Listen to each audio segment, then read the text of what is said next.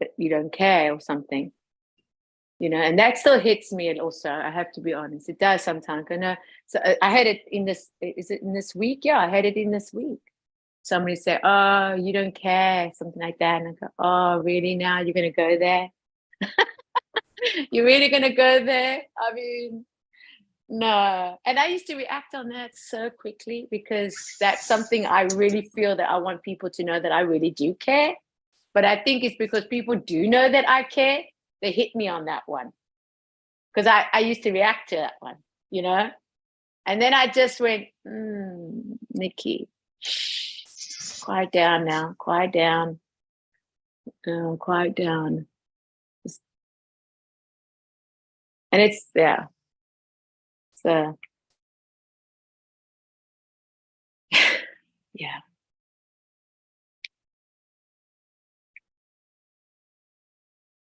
So Nikki, say that again. Your lesson for the day, or your takeaway, what you were bringing this morning for us.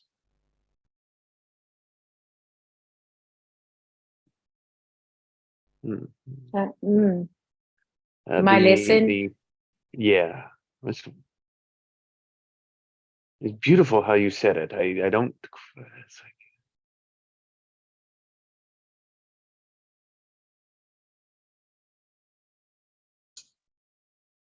yeah, my lesson today.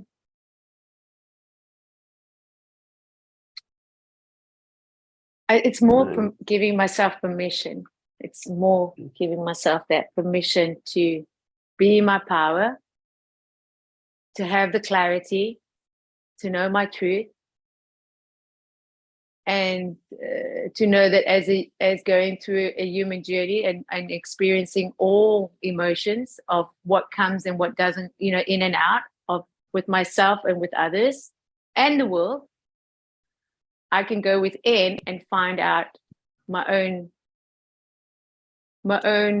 answer to that question.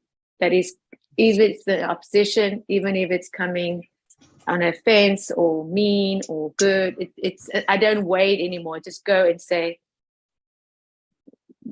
basically what I'm feeling, because what I've learned in these lessons, in these sessions, of going with what I'm feeling, like what am I really feeling, and then also expanding my vision, my vision of, like you said to Ellie, I see people leaving the house, and that to me, it's a really, really beautiful thing to witness and to hear, because I basically had that. I played that through my whole life, visualizing and visualizing how I would like it, or how it could be, or yeah. And then when you walk into it and you hear it from others, it's quite great. Yeah, it's quite healing to my soul. And it's just, yeah, wow, I'm not alone. I'm not crazy. Because, a lot of things get told to you and you go, I know, maybe I am. Don't know. But now I do know. I do know that it's okay. Yeah. So. Well, thank you. It's like understanding nothing is what I heard. Yeah, you say. Understanding. Yeah, that's it. Like, that's my lesson. Like, that's basic. It takes a long time to understand nothing. That's it. That's it. Like, that's it. Because, yeah. Yes, understanding. Well, yeah. Understanding, and I'll even back up and say aware of nothing. Yes. And what would be the definition of nothing? No identity that's attached. Of being a mother, a wife, entrepreneur, whatever, a husband, father, coach, whatever you put yourself label as.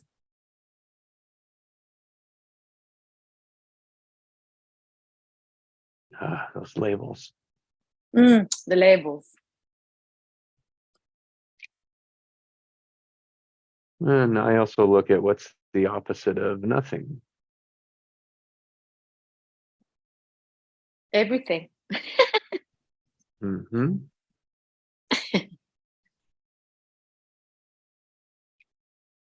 And then what's in between?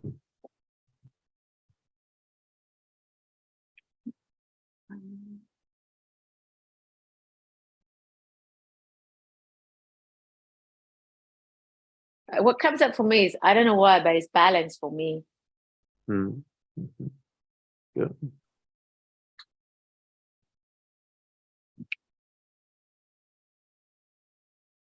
I like something. Oh, yeah. Come on. Something. That's right. Something. Oh, that's Which is right. what you said. Yeah, that's what you said. Gonna let us in. Okay. I love that. That's right. Which is what you answered too, Nikki. Not like because you said balance, which is something. Oh, It's okay. something that we Yes. can put. It's something that we can put focus on. There's always something in the middle, and There's that's what always we. something. Love You that.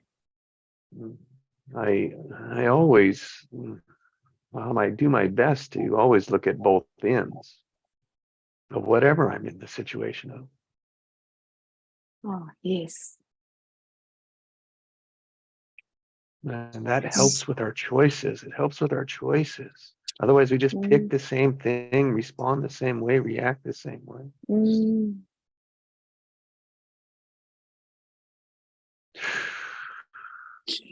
Wow. Hi, Craig. Welcome. We have understanding nothing. And through that, then it's like, oh, standing in power, harmony, and balance as we ride the uncertainties all the way around us. Yeah, come on now. Let's get it in. Morning, Craig. Let's get it in. Good morning. Good morning. Hey, you know what just hit me as I was listening to you talking? Like how is focus related to nothing? To nothingness?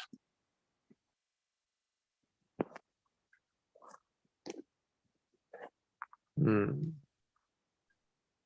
Mm-hmm.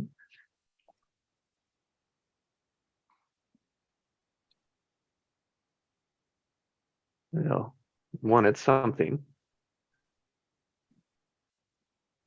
It's focus. So anything that we put our attention on is a focus.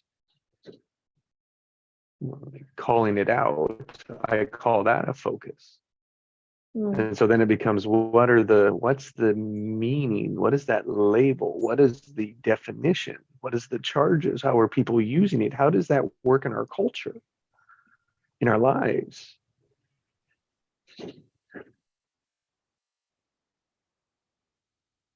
And so I then, so that's what I'd say, like, best example, the lesson, a guy that told me, he says, you know what? And this is a guy, he's a academic, he's a research guy, he's a scientist, he built US Cellular, like the background of it, the like he could build us a cellular phone company if we really wanted one.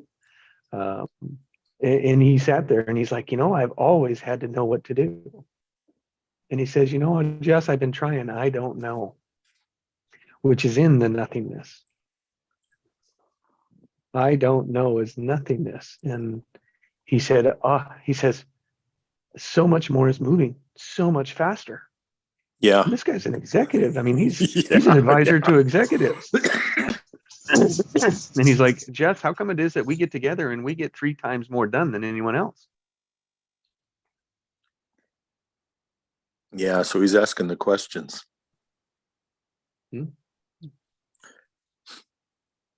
Because I've noticed that too, for me.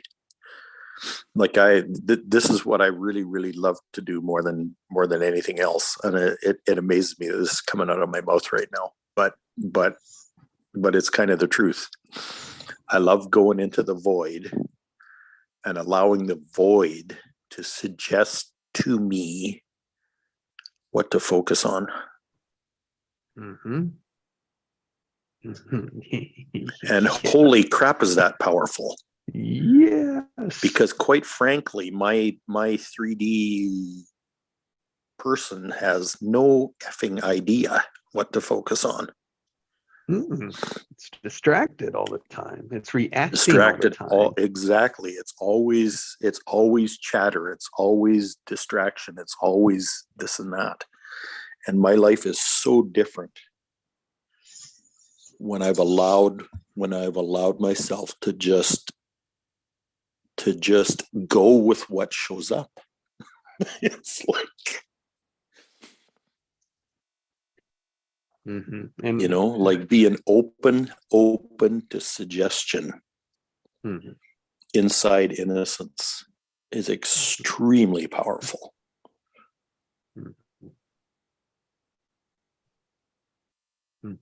And that is what I've noticed about something. Was with, like, through the nothing, something can be, and it's like, out of everything, wow, I came up with that. Yeah. You think of the magic behind that, and not always do we understand it. Always does it make sense, but it doesn't need to. No. The more that it doesn't, it's like it becomes a bigger, it's like I think it's the best and better gifts, if I could say bigger gifts. But the thing with it is it doesn't always come right now. Meaning, No. like the No. meaning of that something doesn't show up right in the moment, but it's like a small frequency change. It's just a small dial adjustment. Yeah. It's a fine tuning.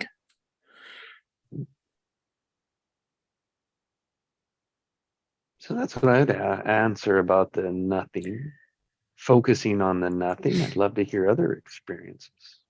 It's always aligned too. It's always in sync. Yeah. Yeah, and we may not always be in sync with it, which means we may have resistance to it. We may have attention to it.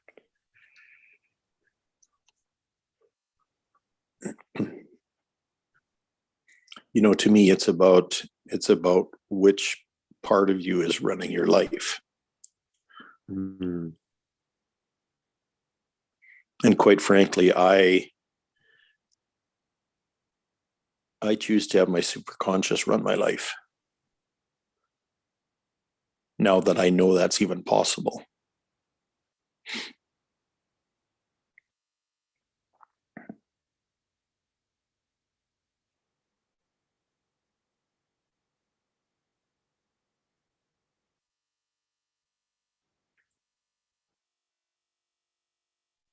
There's still a tendency in me, and I believe this is my self-consciousness that wants to go back and correct things that happened in the past, and it also wants to complete a to-do list of some kind. Yes.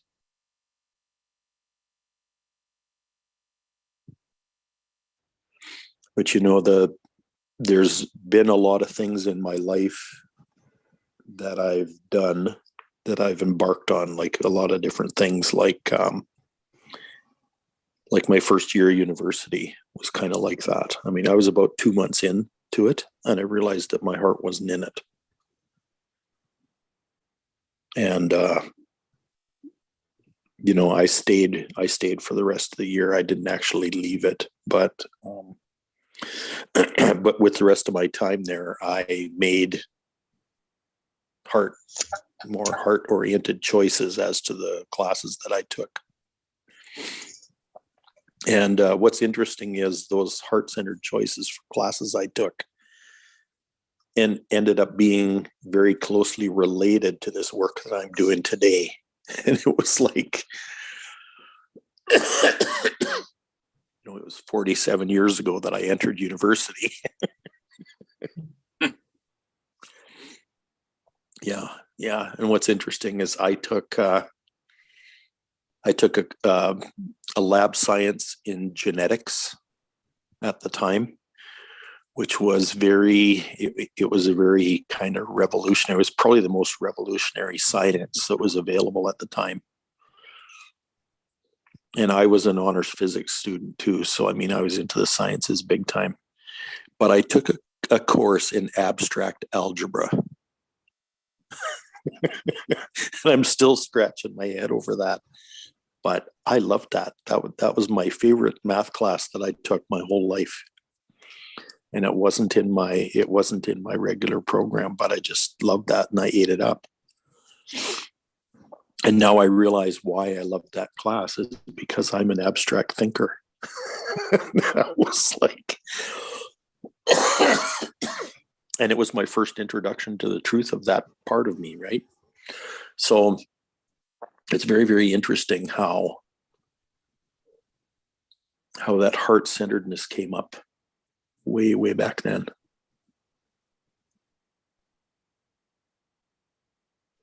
You know, what's funny is I never completed a degree, but I ended up teaching college for 7 years without a degree. I'm going to just go back and point out something that I don't, there's an orientation there, and it's just the way that it's phrased. When you said like, I did the abstract algebra, and it was really like my passion. I could feel it. Like I really enjoyed it because I was like, I'm an abstract thinker, right?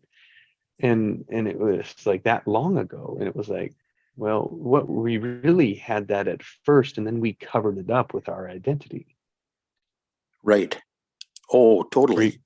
We restacked it, we readjusted, we refocused out of that and into what the structures, which is the outside world, our family, told us and created us to be. Right. On top of that, so there's like these two forces, right? That the world wanted to go this way, and then the internal one saying, no, I need to go this way. Well, which one wins?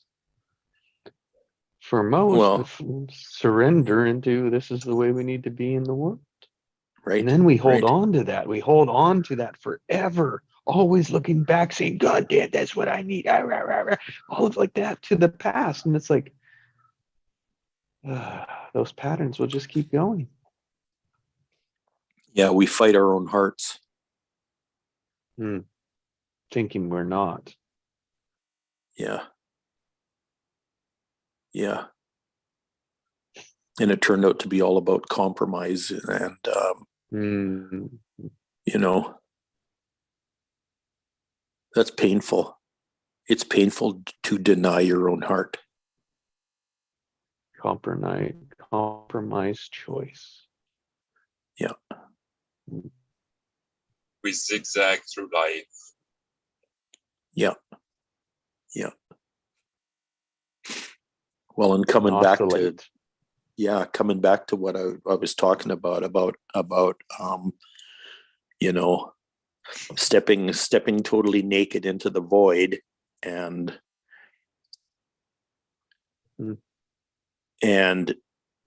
asking what's there for me.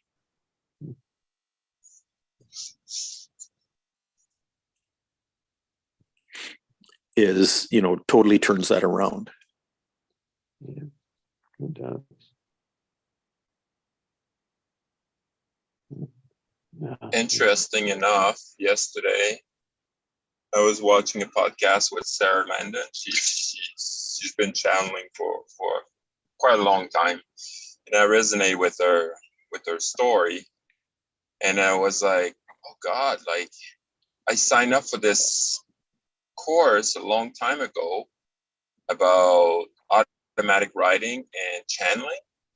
Oh, wow. Yeah, so I visited that yesterday back, and I was like, oh my God, like, so that's kind of my focus right now. But yeah, good for you, Pascal. Good for you. Yeah, it's really like, I don't know, like I had this call, it looks like, Yep. like I really pay attention. Like, say I watch a video and then like I look underneath or look, side, like see, oh, this is what I want to watch. You know what I mean? Like I kind of have this knowing, and that's my word for today. The knowing, like it's not my thinking brain. It's just like I have this feeling that like this is where I want to go. And as I was painting yesterday, I was like learning about channeling and stuff. So it was really, really cool. So, and very small practice, she said. So really what we're doing, exactly what we're doing. So it's like you bring your focus from your head to your heart. You take 3 big full breaths, and then you ask the question like, what is my soul wants me to know right now? What is my desire? What's my soul desire right now, or my higher self, whatever like you want to use. And then you just use like a pen and paper and then like start writing down, and it's amazing what can come out. So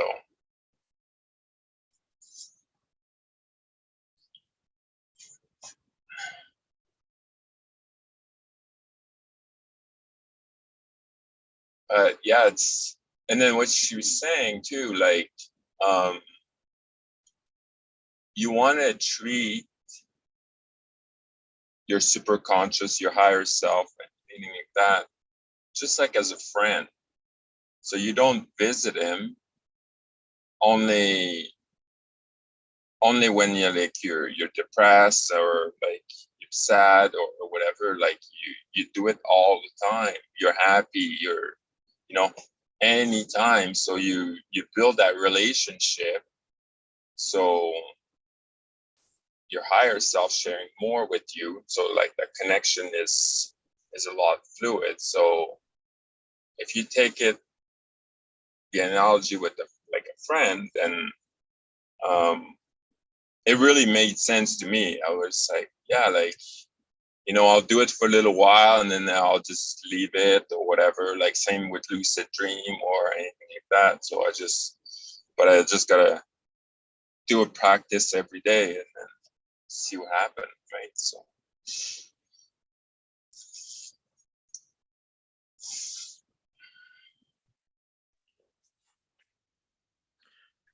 Wow, So, she's got Pascal, basically the same method I do. Yeah. And she said like she was fighting it like so much because she was on the corporate ladder.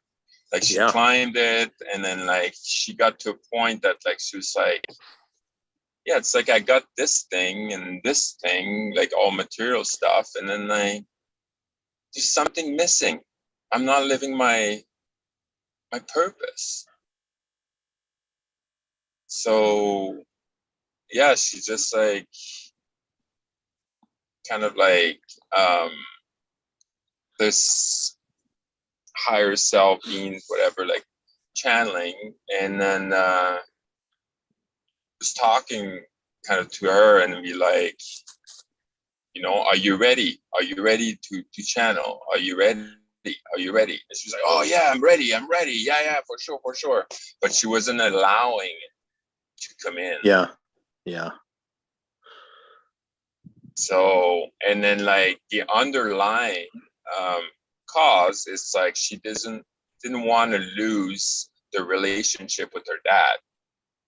So she thought like her dad's not going to accept it.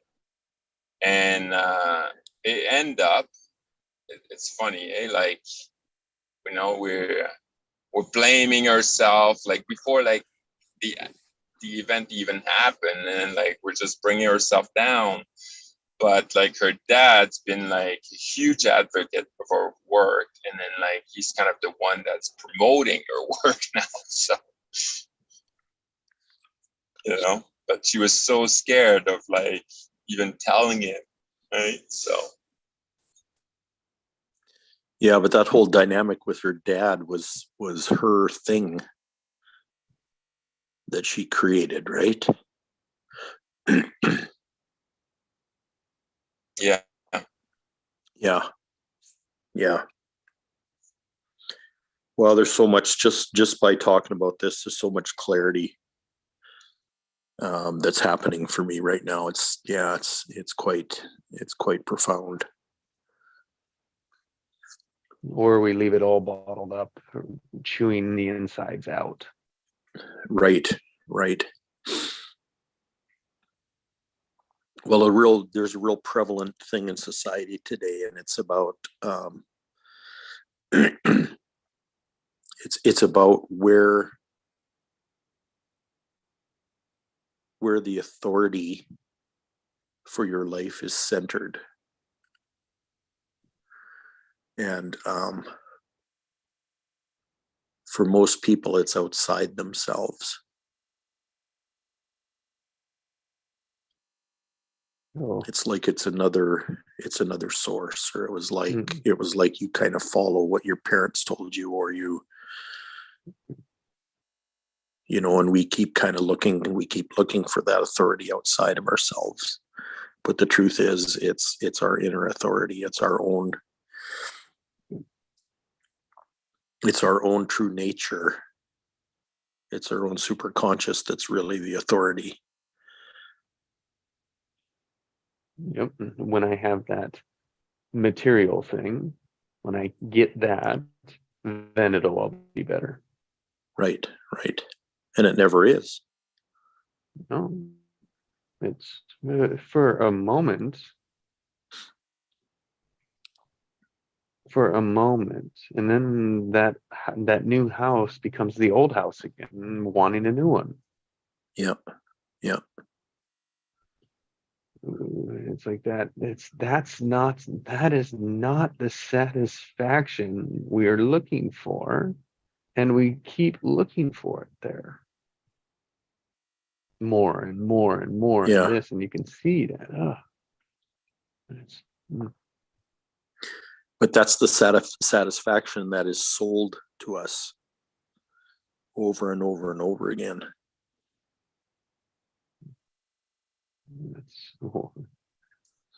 Which is why, to me, all this is tied to marketing.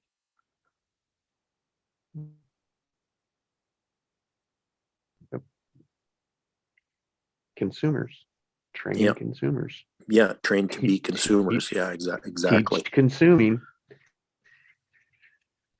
and knowing that it's incomplete. So it's like, we'll need another one. Yep. And what we're missing is the real choice of life. Choosing the moment of now, allowing what's there now. If you're not happy in the house you're in now, why is the new house going to be different? Right. So we've been trained to select among what exists, which is basically what a consumer is. It's choosing this instead of this. So our choice has been reduced to that instead of the choice for life or not. It comes back to choosing nothing from that perspective. Right. And so we kind of dilute the power of free will by using it to make choices that aren't really choices. Bottle up and pack down, push down and hide their passions, and let them come out every now and again in a destructive way, because they eventually have to release. Right. A lot of times that comes out as anger.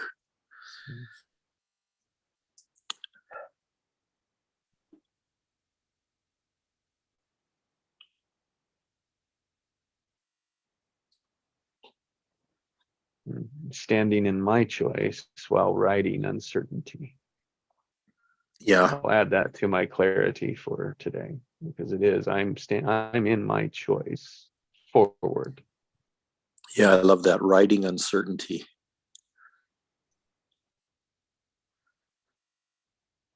My choice. Well, for now, my choice won't change.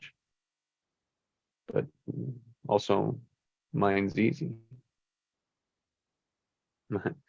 Mine's easier, I'll put it that way, if I'm comparing. Yeah. Well, what I like about the uncertain part is that everything, if you know everything's working out for you, for your highest good, no matter what That's right. the circumstances, everything's going to be working out. Even the worst scenario, Lessons. everything's working out Lessons. for you. It's just lessons, yeah. Mm-hmm. And going into the void is basically what is a practice that we've been practiced, what we have been training to this point, this muscle of allowing to strengthen and now be Yes. in its own. And when you get to that, it's just inevitable. It's just a beautiful living space that once was a thought has become a thing.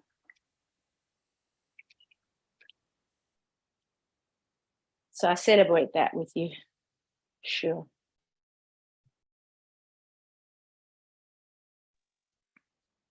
Or a thought has become a choice and a focus.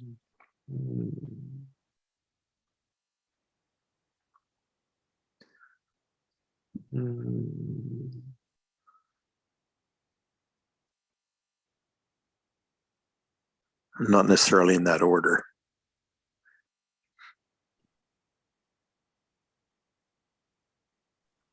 But when you also think it's never going to be enough and it's never going to be finished. So that's where the whole impulse of just allowing and letting go, allowing and letting go, allowing and letting go. So there's nothing to really figure out anymore because it's pure innocent. It doesn't have to make sense. The less it makes, the better.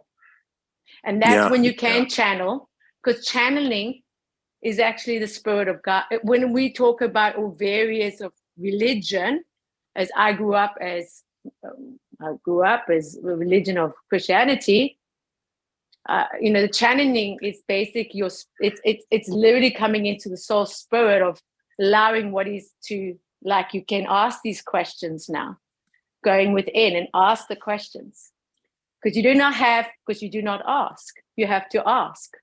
And what was told, if you go back into your lifespan, we were never really allowed to ask. Yeah. We were told to shut up, keep quiet. You know nothing. I mean, if that gets drilled into you on a daily basis, it's something where you start becoming, because that is what you've been exposed to. But now it's this whole revolutionary expansion of pure greatness, passion, purpose in just being, because what you are is enough. That's why this is so difficult for people who are very intelligent and people who have experienced mastery in some way or another. Because we, in our society, we believe that we own those things. Like, we believe that we own our own intelligence. We believe that we own our own mastery. We put it in a resume. Being the common denominator, that's what's happened. Because basically, with the word of God, and I use the word because this is just a metaphor. He says you can only come into the kingdom of God as, when they say as a camel eye, you have to come. And that is because he says the little children will come into the kingdom of God because of their innocence, because they come with openness, nothing, just being. And that's where we're going back to. We're literally going back into the womb, because you can't be reborn because you're born already. You are here. You are obviously reborn every single day, but in a human experience of being here. And this is why you live of this world, but not of the worldly ways. It's not to say that you don't live in this world. You are living, but now you get to just be an alien kind of thing and experiencing everything and saying, this is interesting. And it is really a new way of being. And so when you go into the soul, because this is the soul speaking now, it's not all the identities, the attachments, what you experience of past needing to repeat. It is really fresh. It's a new day. And it's like you said, what do you want me to know today? Like, what would you want me to, as Pascal said beautifully yesterday, you don't have to really think about giving somebody a coffee behind you or in front of you, or somebody $1 or $2 or $3. It's just inevitable. It's just the obvious thing to do now. And this is why you get to practice it. Because as you practice, this is who you become, who you're becoming. And there's layers. It's like the lotus. It's just letting the leaves just fall away now. Just like the sculpture. You just sculpture away what you don't want.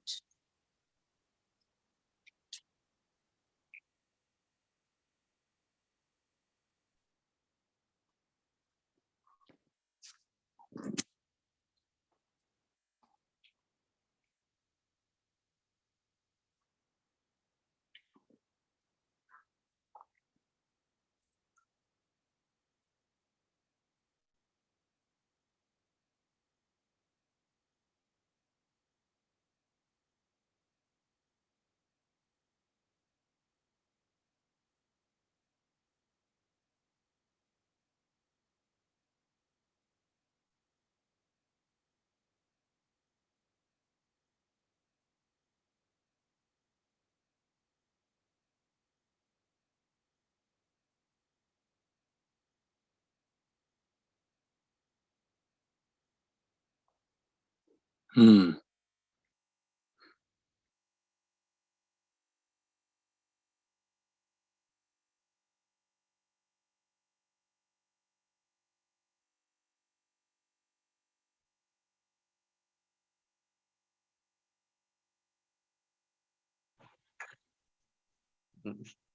The block of clay that becomes a statue only by removing that which you don't want.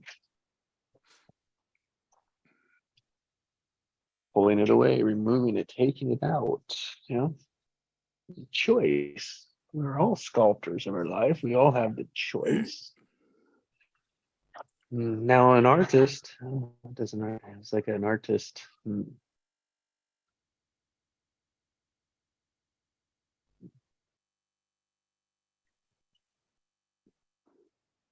Oh, that's what it was that came to me. Yeah. This is interesting. There's I was raised with this assumption that that the origin of my being was here on Earth. And it was quite an awakening to realize that I was sent here from somewhere else.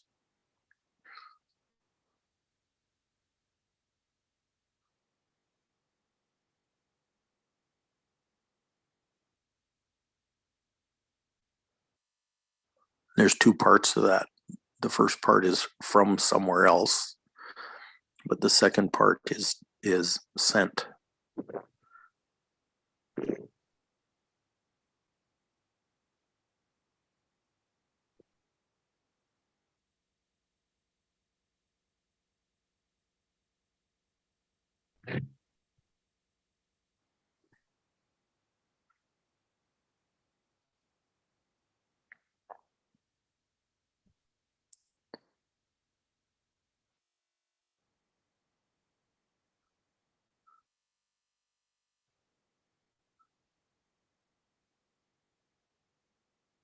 There's an assumption that the environment develops the baby.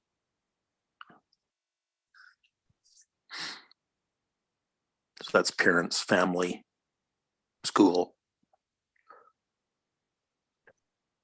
society.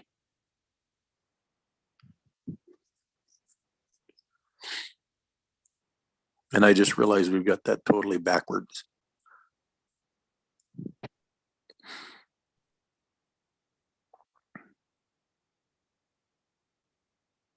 Yeah, which is why the young are so confused. Yeah, because the souls are sent here to develop society, not the other way around. And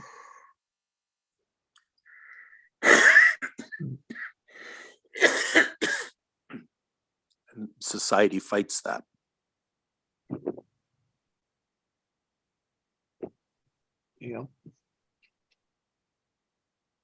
Because we're so afraid of the past. Yeah. Yeah, it's an old Yep. structure. Yep. Or that it has to look just like the past. Yeah, exactly, because that's what we experienced. Or that's Yeah. what we expect. And that's what we also expect. Exactly. This is why, in taking a risk it's the uncertainty of what's how and this and that. But when you realize that's what it is, as scary as it is, that's what it is. If you're not scared, you're not human. You're not going to get away of not being scared about something or fearful. You got to do it. You got to do it afraid. If that means you have to do it alone, then do it alone. But I always believed, as I'm witnessing now, the right people come. Eventually the right people come, because it's for you to understand you. And that gives so much understanding and so much more to give.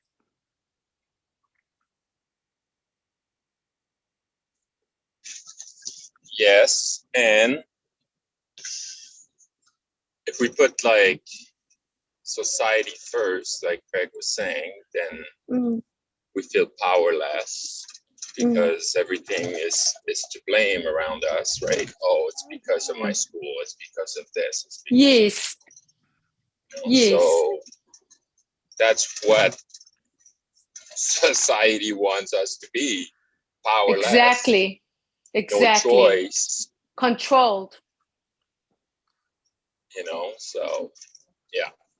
Yeah, even the school system it's to be controlled, to work in a factory. Or like Yeah, they made a really good worker out of me. Yeah, they don't use your individuality. They don't allow you to express or be, or this is why various countries like like Finland, I'm going to bring up Finland because I have a home there, and I see the school system there. It's completely different to the US. Oh, totally. It's completely different. They celebrate the uniqueness and the fun. They bring fun into the school. They have a play day, like play. It's really completely different, and they have the best education. Correct me if I'm wrong. I'm not here to say who's better or not. I'm just giving an understanding that they have one of the best education system in the world.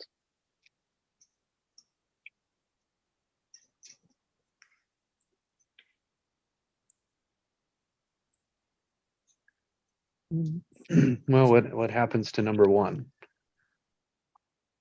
When you're number one, you don't change. You don't change anything. And number two figures out what you're doing and then beats you.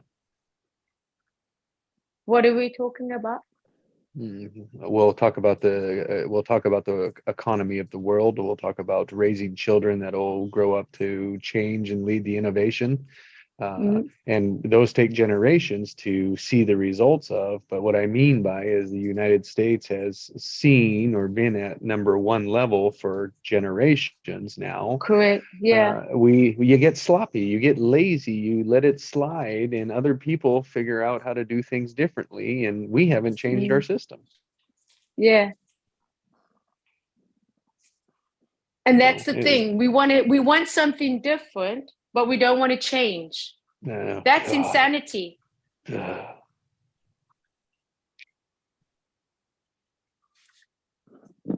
Hmm. That's what happens when society's running the show.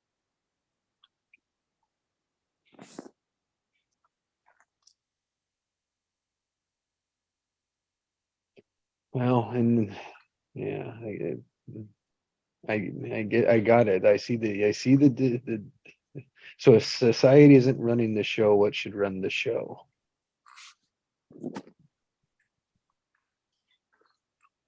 That's like I said a number of months ago, is I feel a calling to co-create a world that my heart wants to live in. Which is still a society, right? It's still a society, so it's not the society aspect of it, but it's how is society choosing? Yeah, how do you make society heart-centered? Is another way of saying that.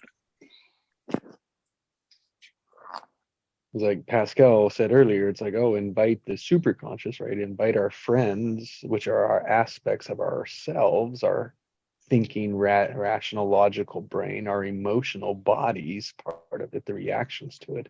And then the truth, our wisdom, which is the heart and soul. And it's like the harmony of those three working together is out of alignment, is out of whack, is out of balance, is out of awareness, because we just focus on either one or the other and not our heart. Yeah. I was just thinking about, percentage now about our words, what words we use on a daily basis.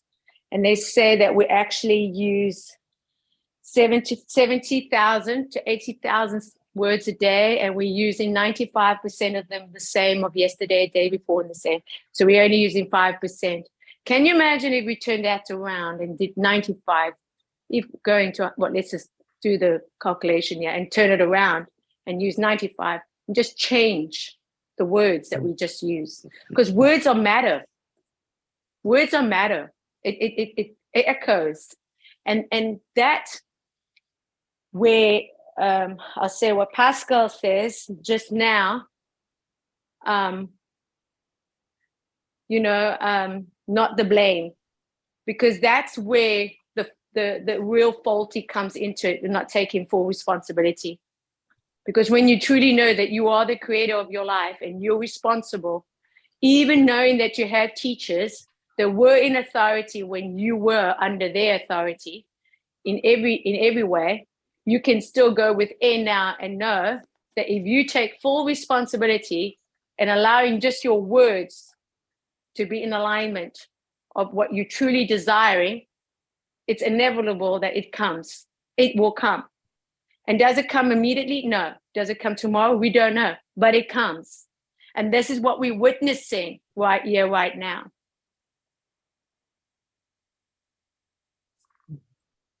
This is the change. It's very hard to see when you're looking from outside, but when you really know that this is really like what matters here is what it is. This is it. And we're still wrapping our head around it because it's so like it's uncertain. It's like, really? You can't wrap your head around it. You can't, but you try. You we do try, because that's the mental chatter. That's what the mental chatter is. Constantly, you're not going to get away from the mental chatter. That's why you got to keep your words very much in alignment of what you're wanting and what you're choosing. Because we can say a lot of things, but doing it also is another thing. It's in the doing. It's not in the thinking. It's literally doing it, letting your body follow through and letting your body catch up with what you're saying.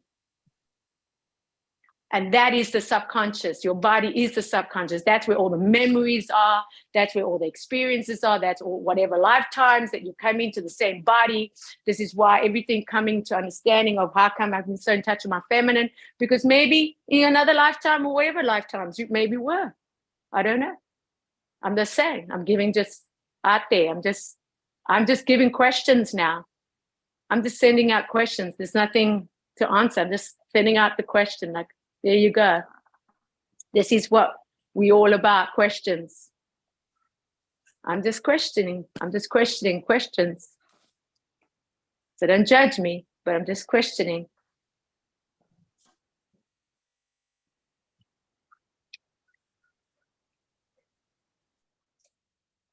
What makes you think anybody's judging you?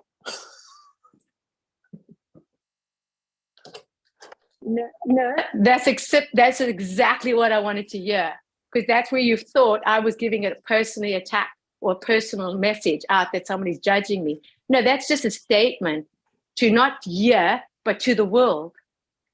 We are not just here in this small little circle. If you are speaking to a massive, to the collective, going into the void, that's the number one thing that people do. And that is one person that needs to understand. And I'm very, very clear that no one's judging me here, because I know who's the head here. I know who's the head of this body. So the head of this body, I'm very, very trustworthy that no one's judging me. And I've had it very clear to me, it's stated that no one's judging me from the head, because it starts from the top. It starts from the top. And who's leading this is I am leading and following the top. I'm not here in the bottom. I'm on the top. I stand on the head of stand on the shoulders of giants. So no one, I don't see myself as being judged. So let's clarify that one. Thanks. Thank you.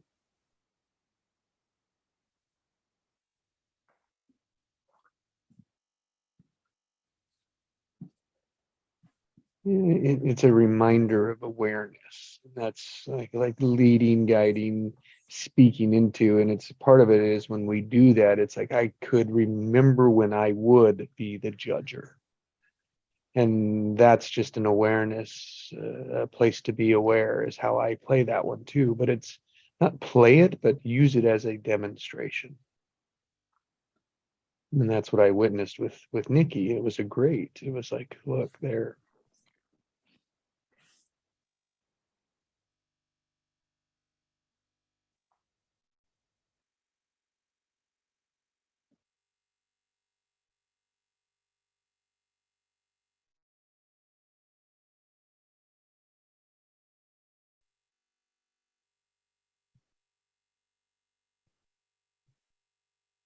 It's true. It's true. It's like Greg. That's great. It's like, yeah, who's judging?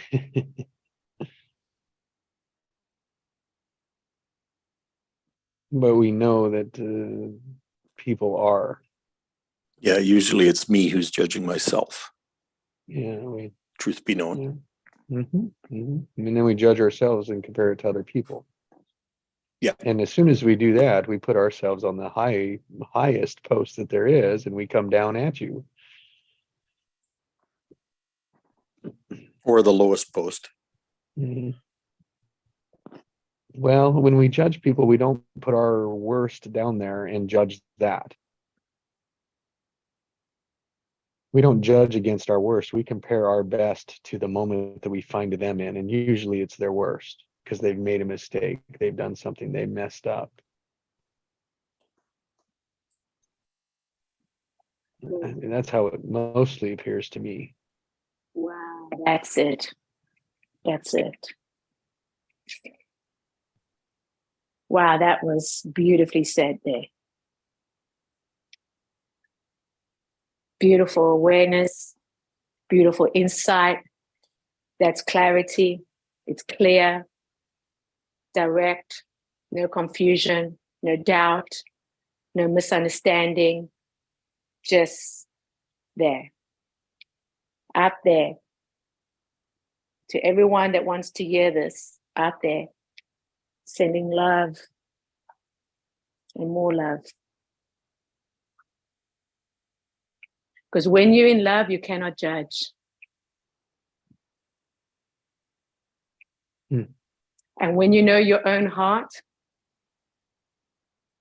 nothing can come, no arrows, no darts. They can shoot it at you. It will just bounce off. Just like that. No explaining. So do we love others, or do we love the perfect others?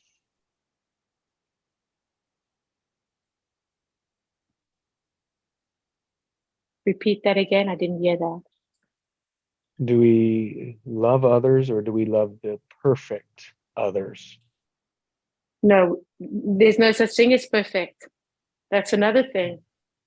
So it's the actual imperfectness to love the perfect, of knowing that when you can see somebody's flaws and love them just for that, that is true love. That's love. When they, as you want to say, we go through the shadows, we go through the dark shadows of our lives unfolding. That is when you got to love yourself even more, because you're going through a death experience. You're letting go of the old. Letting go of the old it's a process, and it's very hard. But that's when you just get into knowing that as you rise above again and you see it again for what it is, it's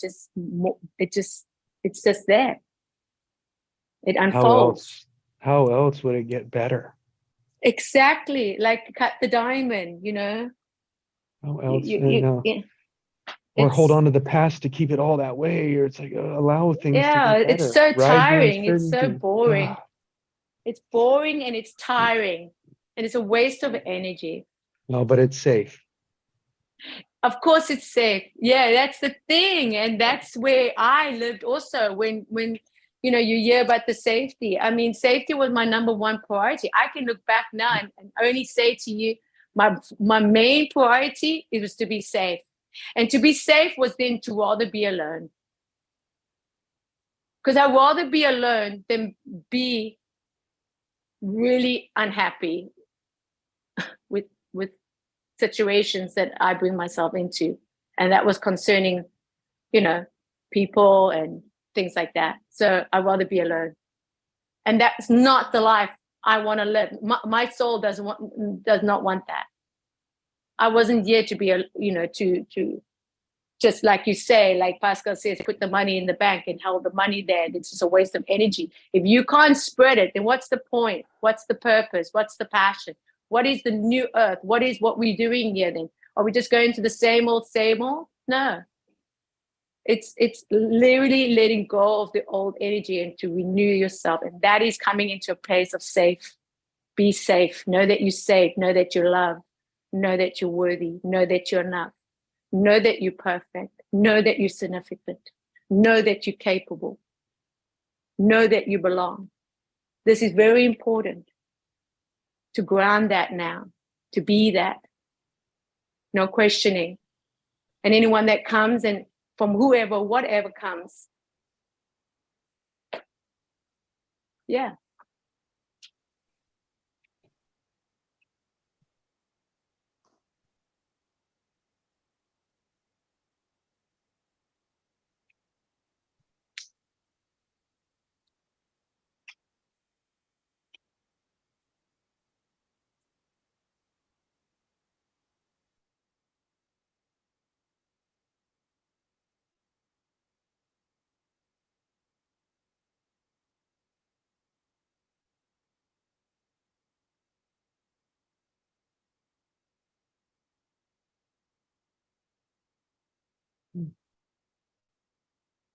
So I'm just thinking about the wisdom process.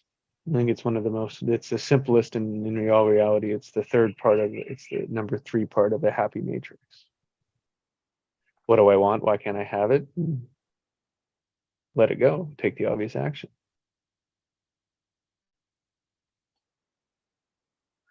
So wisdom is to step into the end result, which means to the future of what you don't have yet and what it would be. and to just experience it. So pick something in your life, go out to the future, drop it there, and just to look at it, examine it, become aware of it, feel what it could be.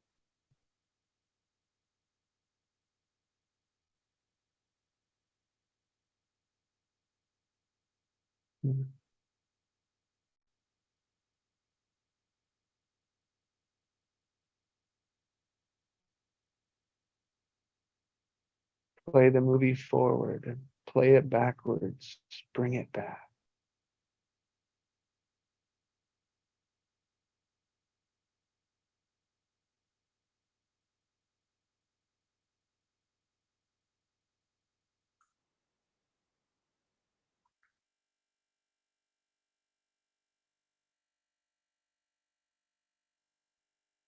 And as you're looking at it, as your intention with it, you come right back to here and say, why can't I have that? Allow the void to open it up. I think Mona's trying to get in, Jesse.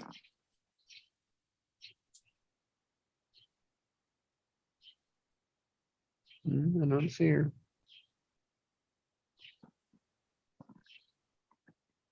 She's in the wrong one then.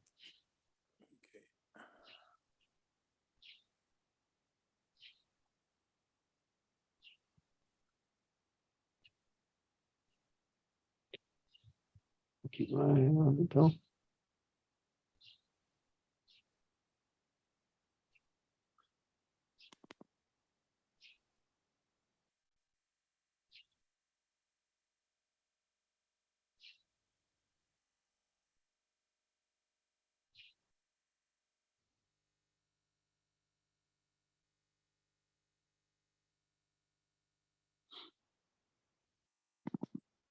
I just put the link in the messenger group.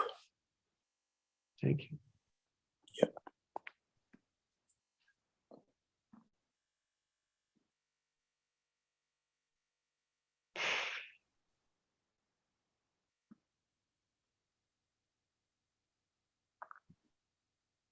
And then whatever we get, we work not to edit it. Yeah. Make sense of it. Yeah. Move it around, fit it in. That's the hard part.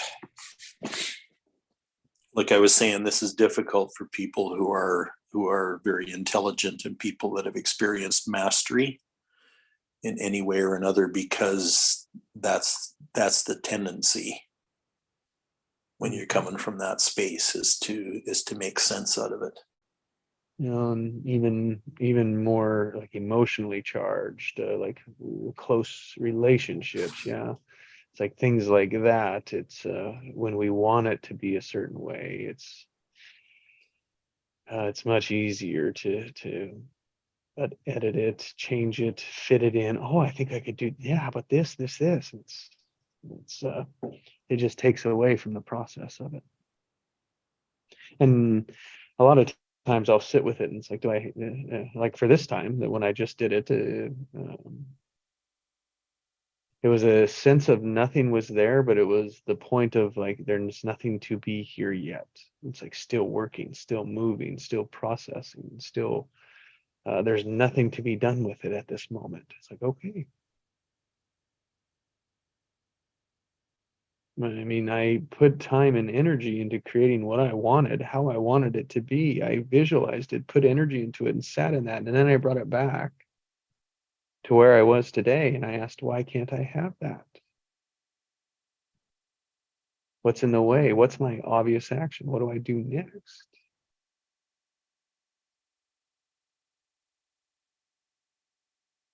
And there's nothing there.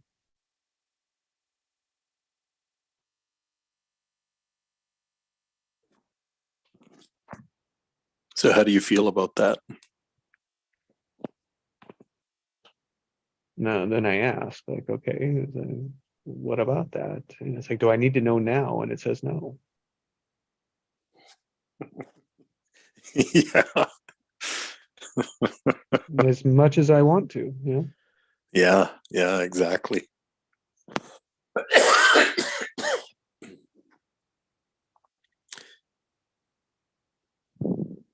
I know that's happened for me many times in the last few months.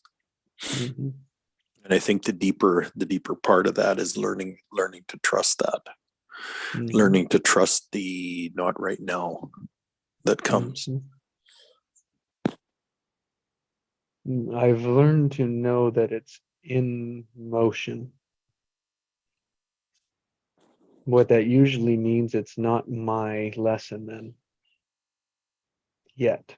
That means usually there's something there that's coming that it's not my time for lesson yet. Does it have to be a lesson? Is, well, if it's not a lesson, what is it?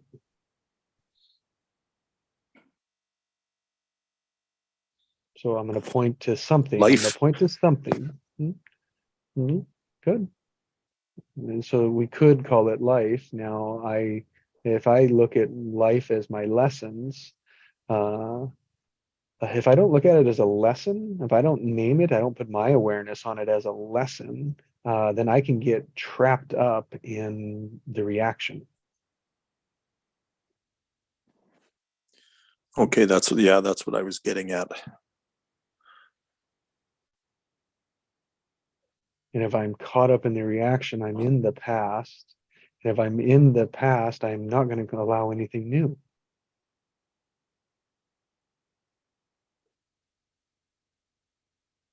So lesson, the word lesson for me allows me to be okay with what's here and be looking for, anticipating the lesson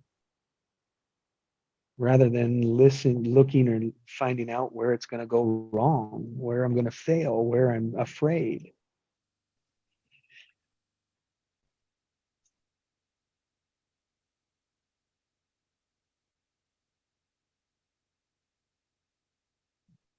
And it comes back to being okay with in the nothing,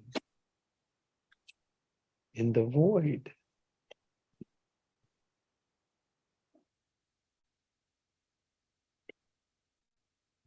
Which maybe means has yet to be created. I mean, yeah, maybe the obvious action. It's not the right time yet. Who knows, right? It could be all sorts of things. Yeah. The point is, what you got something. Even if it was nothing. Because it sure wasn't everything.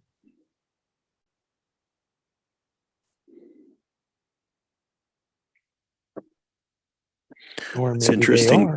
Yeah. What's interesting to me is that's been the truth of my life, actually.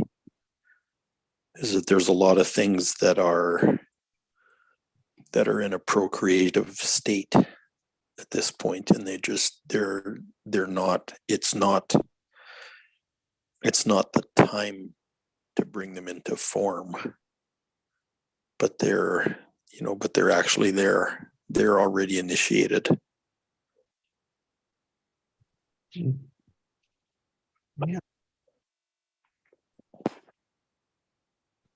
And even if it's initiated, doesn't mean you have to take an obvious action on it. Well, exactly.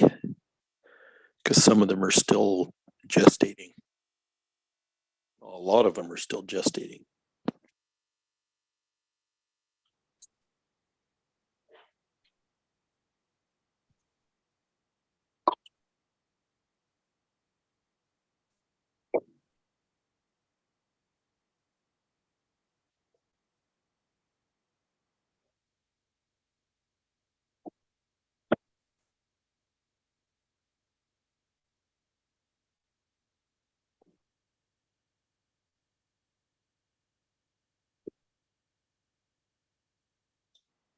Where's the cream cheese? Oh, yeah.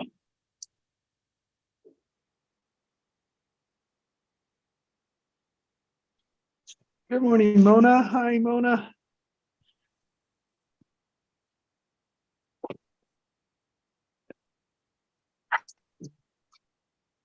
Good morning. Welcome. How are y'all?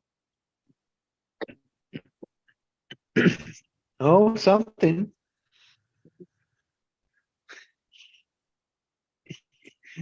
How are you? I'm pretty good. I'm at the hospital waiting on my dad to show up. He has surgery today. Ah.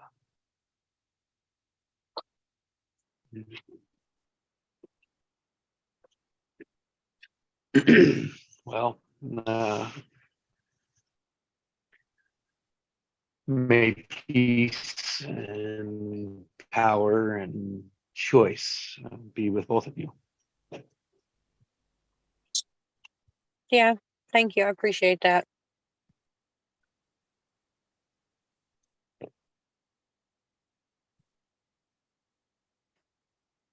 This year I learned a lot. I've done a lot of reflection lately, and that's been my word for more than one day in a row.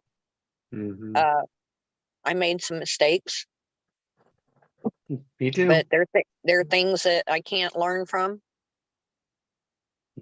They're not things I can't learn from. Let me rephrase that. There you go. There you go. That was a little better. And there's always more opportunities. You know what I mean? Hmm. Yeah. Yes, I But do. then there are times though that sometimes I feel like time is running out. Mm. Mm. Yes. Maybe it is.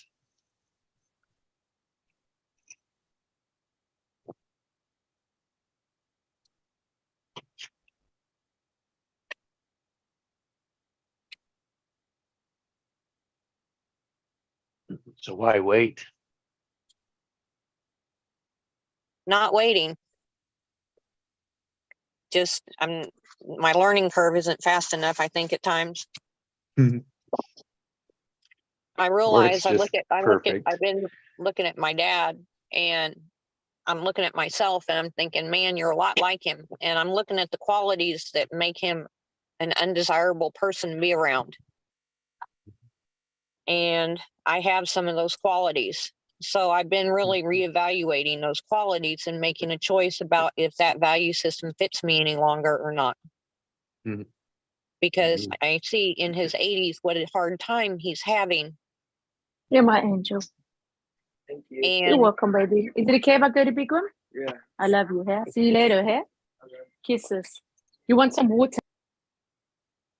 There you go. Sorry, Mona. that's okay. So I lost my train of thought there. Your dad in his 80s, you were seeing your patterns and how difficult it is for him. Yeah. And I'm like, when I started this work, I was like, I was in pain. I knew that I needed some emotional sobriety. And I didn't know how to achieve that. Well, with not just the recode, but with being in the community and learning the different techniques, how to be more present and things like that has really helped me see things and be able to observe and respond and not react. Mhm. And Yes. since I started this work, he has shifted. He's still got these same basic traits and these same basic attitudes that will never go away. But he somewhat shifted. Mhm. That's quite amazing. We think or expect people to make a shift on the moment, but not ourselves. Hmm.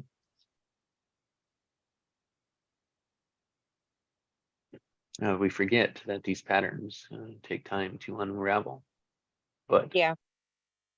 would it yet we expect that it should be complete and forever. Oh, yeah. And I expect that out of myself more than somebody else. Yeah, amen. And people, we expect it out of others too. In the old identity, see, we're we're doing better to look forward and positive rather than backwards and negative.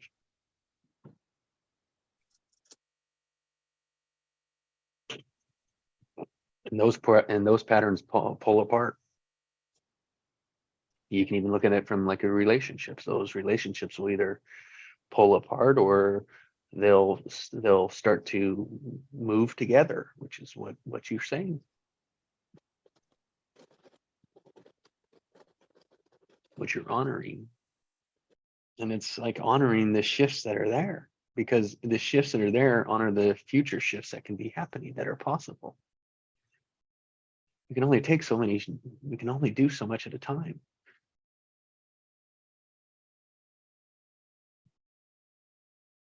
But we want everything instantly, even when we No. make a change. You bet your ass you do. Oh, the expectation is what is that expectation, man?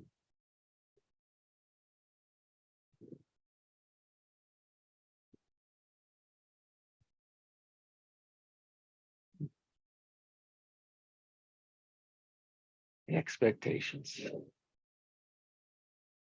Standards, living up to a standards, and so when we have our standards, and we're always looking for people, we only honor that standard when you're below it. Try that one on for a while.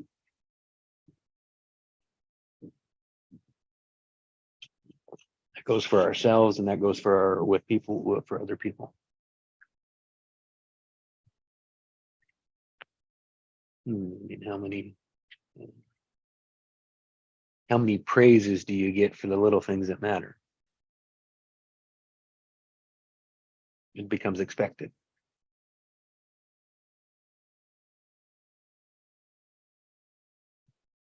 Then forgotten about it, becomes a new standard, right? So it's like if we keep raising the bar, it becomes a new standard. And then all of a sudden, when we drop below the bar, we forgot that the bar has been raised. And so we judge against the bar of yesterday.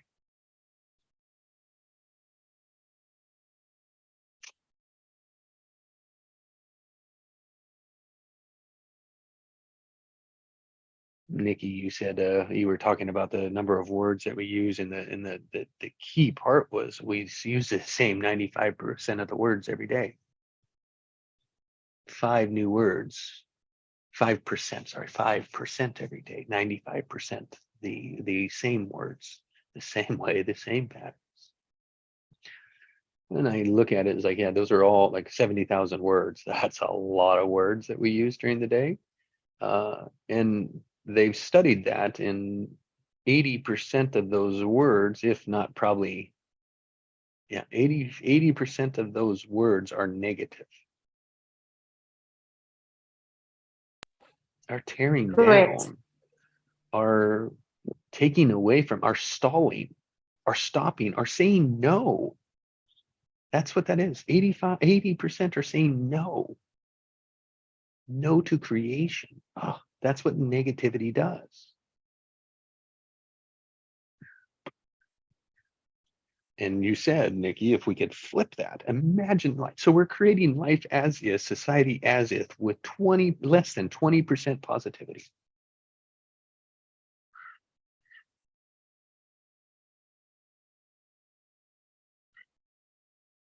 That's the power of becoming aware of our words. And our words are always driven by an emotion. Which one was there first? The emotion. You heard the words, but you couldn't speak them. You couldn't comprehend them. You didn't know the meaning of them. You just heard them. And then what you did is you're in the womb, you heard these words, but then you felt the responses, the reactions, but it was your mother's.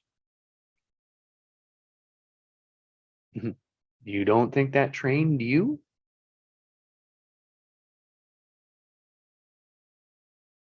Of course it did. Now imagine a world that is 80% positivity, 80% yes and, 80% equal, 80% genius, greatness and gifts.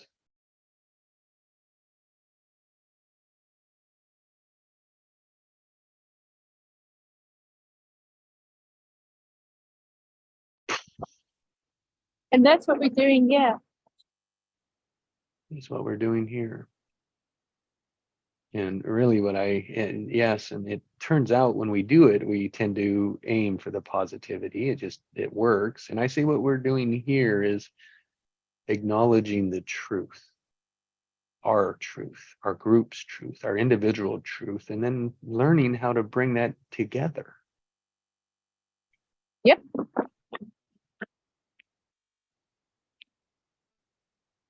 And when It's a we bring it beautiful together, world.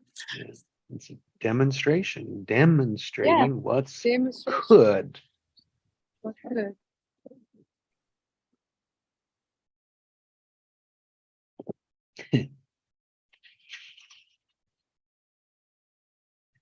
So as we sat in the silence, doing the wisdom process, right? And I can't tell if it was before or after, but it was a realization about that. And I just kind of sit and I thought I'd share now. It was like, oh, that I needed that to focus where I really needed to focus. No, I'd say I'd been avoiding it as well. I don't want to go there. Don't want to do that. Of course, that's a self-conscious saying it. And so it's resistance to it. And then knowing it's like, oh, that may have been my lesson. So that's why I choose to say lesson, because I can find the positivity in the lesson. And for me, that's my choosing, standing, making, holding my choice, writing uncertainty. Knowing I'll be okay. Not preference, it's like, no, but I can't change. Can't change that. Can't go backwards. I can't change that situation. What do we do moving forward? I always say that if you know better, you can do better. Hmm. If you don't know, you don't know. But when you do know and you're not doing it, then that's on you. Yep. No one to blame. No one. Because you can blame everybody. But that will get you in a stuck orientation. That will make you in a deep, dark pit all by yourself, being pitiful. Because that's what it is. It's not powerful.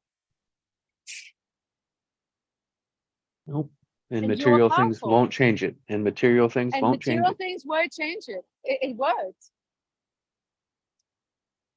People will. That's what, yeah.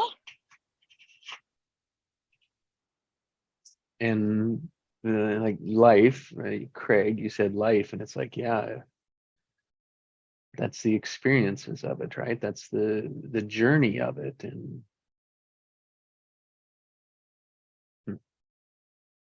it's like, how else does it get better how else does it get better without learning, without the lessons, without the uncertainties, without the trials, without the information that says, oh, that's the wrong direction.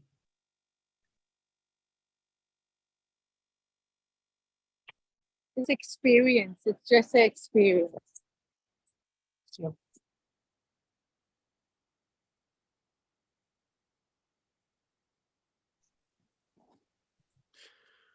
Yeah, I just have some resistance around the word lessons. No, me too. Me too. So I got it. Yeah, it's I call them learnings or or experiences, whatever. Mm-hmm.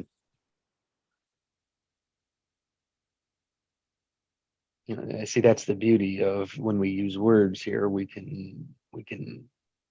learn that people have words that move them, flow them, and words that there's resistance to. So the beauty of it is the words create a tension. It's just whether it's a resistance or a flow. Yeah, and the truth is, I've been shamed. I've been shamed by that word, by the word lesson. Like, I'm going to make you learn your lesson. You have to do. You have to learn this lesson. I told you so. Yeah, or etc. etc. There's a lot of crap in that. Yeah, I hear that. It's so interesting, isn't it? Wow. Sure. And it's such good awareness, you see.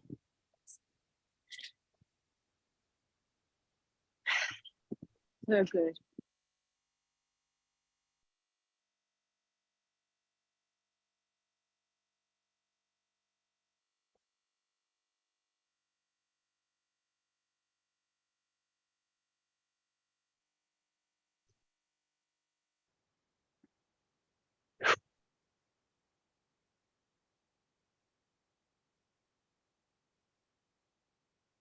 Hi, Joe. How are you, man? Hi guys, you all right? Hey, Joe. Hey, been reading a really good book by Wayne Dyer, Spiritual Solution to Every Problem, and he's talking about this story of this world where there's a finite world and an infinite world, and talking about what you're talking about and the lessons. I think it's like the finite self that's always learning, but then when we step into the infinite, that all it is, has, and ever will be. Yeah, there is no lessons to learn. There is no learnings. It's just we are that. But it's like our finite self is constantly learning. But yeah, it's talking about in the finite world, like possessions and reputation and all this is important. And in the infinite world, it's one based on love and trust, and people speak from their hearts. I'll send a link in the group, but yeah, it's all about the finite and infinite. And if we're all it is, has, and ever will be, yeah, there is no lessons to learn.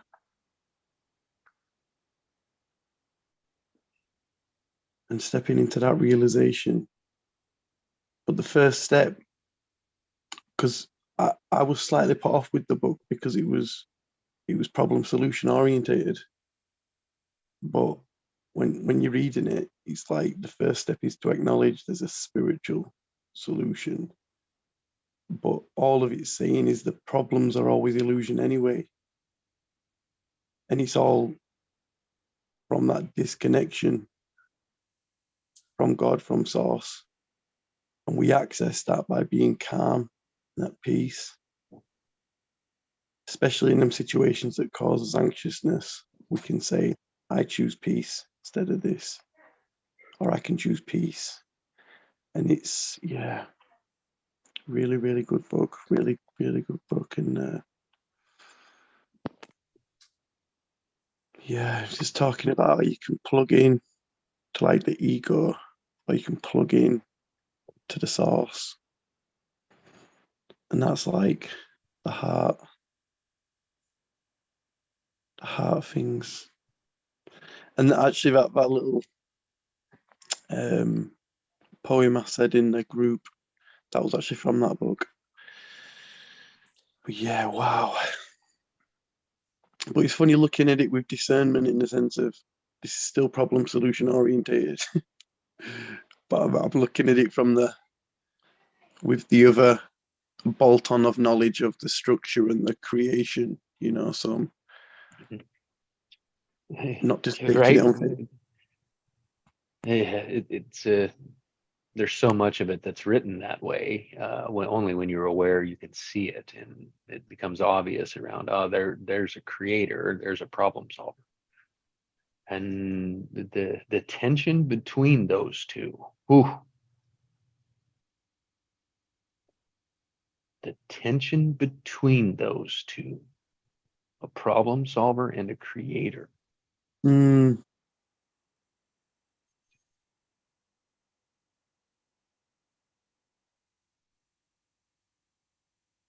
What is the tension between them? What is the attraction or the repelling or the pull apart? Like, why is it different?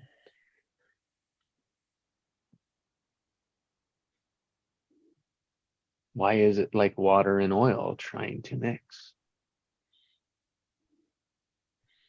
Probably because a lot of us, all of us have solved problems in our lifetime. Mm. but very few of us have created consciously. Mm. That's right. And when we do create, so it's not, but yeah, this is it. It's a problem solution world. Mm. That's what's No, that's encouraged. They know it's a pendulum. That's And there is been the reward.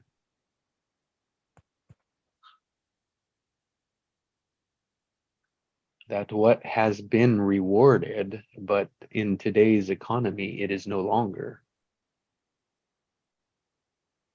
For 30, for 50, for 100 years, for at least 100 years, if not 150 years, it's been rewarded first for your hard labor, for your energy. And then it was for your ability to cut in efficiencies, technologies, using them, bringing them in,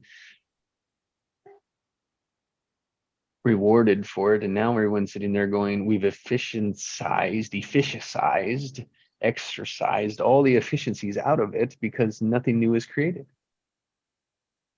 And now we're sitting here going, oh, we need to change the climate. We need to change. We need business to do this. It's like, so now we've taken all the efficiencies out of it, which they haven't, right? Just their perception of the efficiencies, because you have the process in there, and then you just efficientized the process.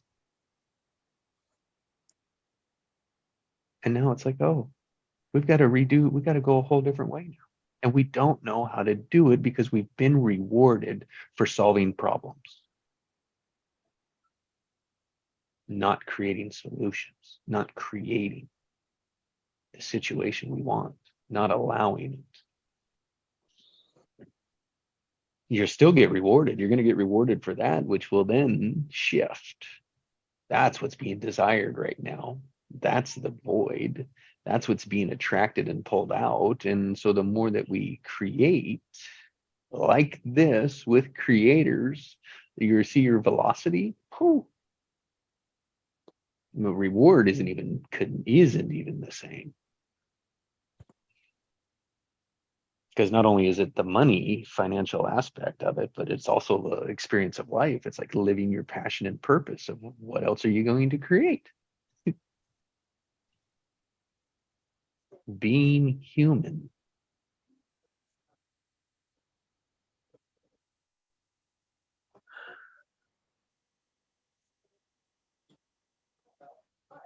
Problem solving is mostly negative because it's limited.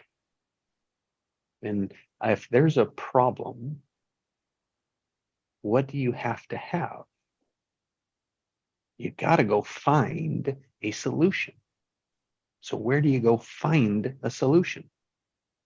From your past. Because it's scary to do something new. And so when you find that solution, you efficientize it, you put it in, you plug it in, and it works better, right? And it's like, okay, now what? Well, looks like I'm on to another problem. All right, let's find another problem. You see this? Let's go create another problem so that I can bring you the solution. Over and over and over. No question though, what do you want? What would you love? What should we do here? This is the outcome. This is where we're headed. How do we get there? You. You ask people that, what are they going to tell you? They're going to look at you with like deer in the headlight look. Unless you work with a creator and you get 300, 500, 600 times more done.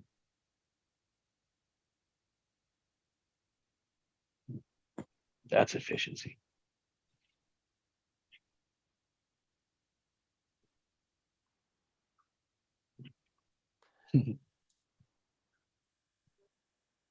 So how do you get one to say yes and charge a bunch of money for it and produce a lot of value?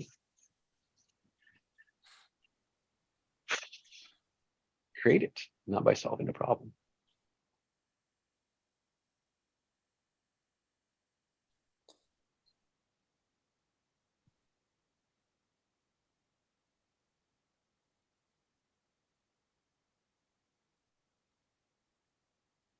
And that's why I say, problem solvers tell me what to do. Tell me what to do. Oof, that one's scary. Yeah, tell me how to solve my problem because I don't know how.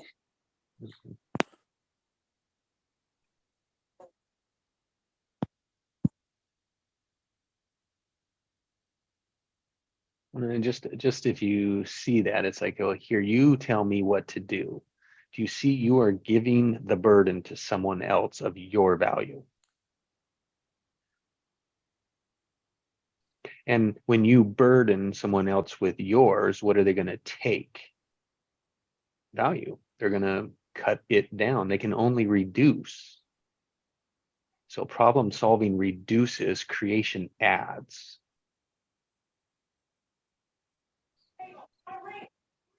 And if you problem solve enough, you're going to reduce enough, yeah, limit enough. And if you create, do you see as those pull apart? They get farther and farther. That's some tension.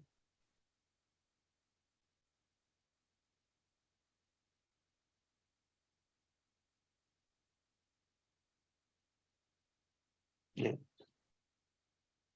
That's a world between a creator and a problem solver.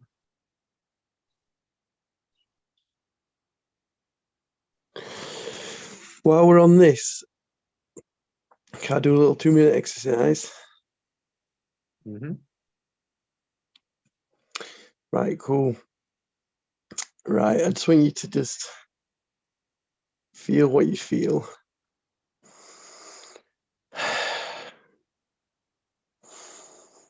And I'm gonna say to you, this is how the words carry the vibrations. If I say to you, we've got a problem, what does that make you feel? Smaller. Sorry? I went down to the left and went down a step. I went to my left, which is backwards for me. It means I go to my past. That means then I step down, which means I went down.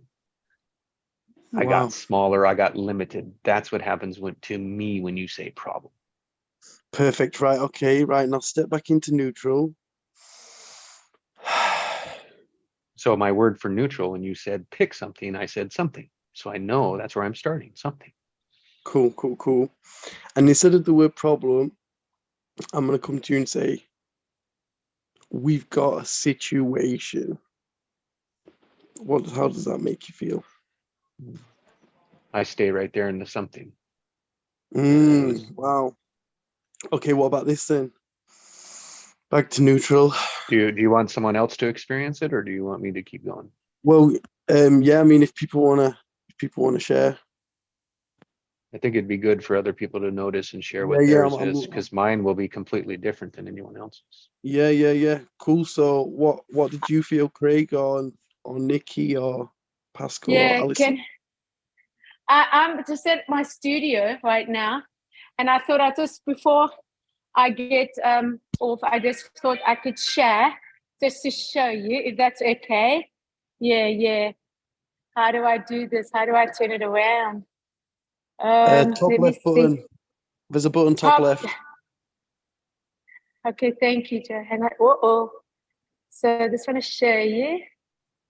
Hang on, it's coming. There she is. So here's my studio. Can you see? Wow. I put the lights on, the fairy lights, and the room is already quite warm. And there's mats that everybody's has put out already. So I don't, and then I also have disco lights. Mm-hmm. We do it with music. I don't know if I can do that in a later stage, but I just thought I'll show you my studio. Oh, my clients, they're coming in now. But I just wanted to show you, and I just want to say much love to everybody. And I'll listen to the replay, whatever I need to, listen to. I love you guys. Thank you so much. Blessings. Namaste. Have a great day. Bye, Nikki. Namaste. I honor you. Bye. Bye, Nikki.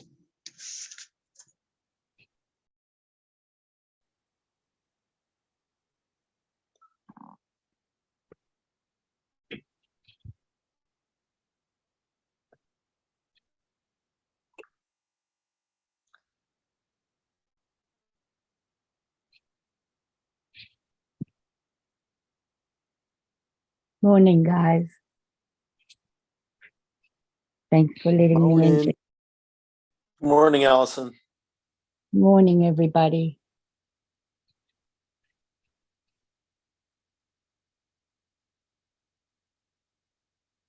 Good morning, Allison. So we were there with Joe. It's like does anyone want to like share what they experienced?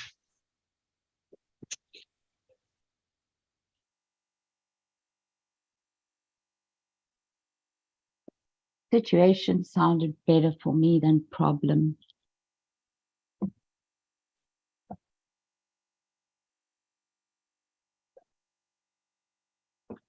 It's got less of a charge for me.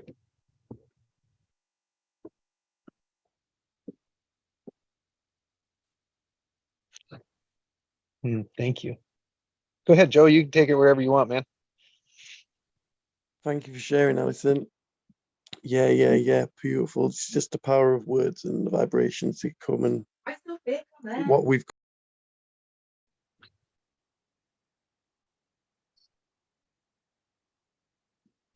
So you got the problem. So then we've got the situation. So now if we just go back into neutral, and then I come to you and I say, we have an opportunity. That's beautiful. Very good. You got your answer. Did you hear it? There we go. And then finally, so these are 3 different words we can exchange for problem. So we've got a situation, we've got an opportunity, and we've got a challenge. Oh no, we have a challenge here. Or not, oh no, we seem to have a challenge here. Yeah? Yeah, that's it. That's my exercise. I love you. It's a good one. Very good. Huge, like, and problem and challenge aren't they the same? And different. Yeah, they are, but they still, for me, the one that vibrates the most or the best is opportunity. And it goes back to opportunity to learn. And I'll just say that I seem to have the same charge around learning lessons. And I didn't even have a family in which that was a big thing, not for me. I was younger than my brothers. And I know my mom had a lot more difficulty parenting with them than what she did with me. And because I was so much younger, it was a bit of a double-edged sword sometimes, but I've mostly been extremely blessed with my sibling relationships.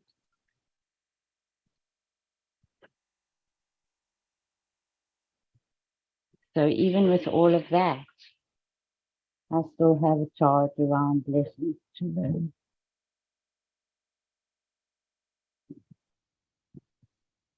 It's not as big as it used to be, but it's still there.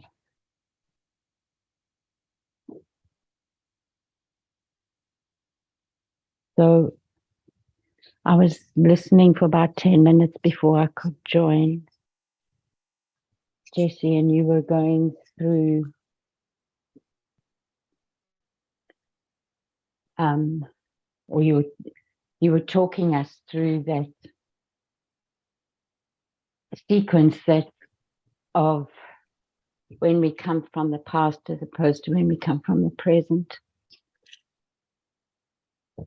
And I found that really, really, really significant, and that it speaks so much to, for me, it speaks to one of the most central and fundamental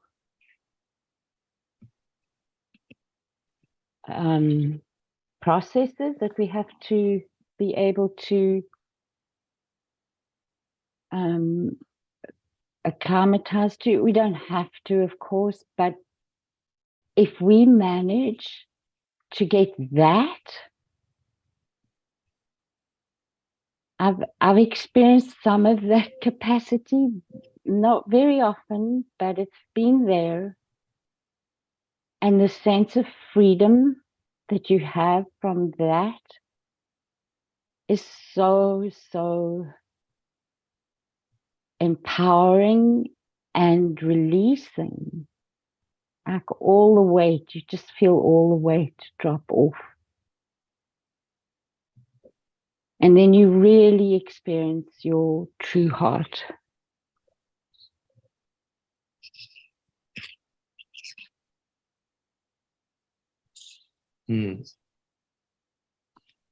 Wow. And Experience your true heart.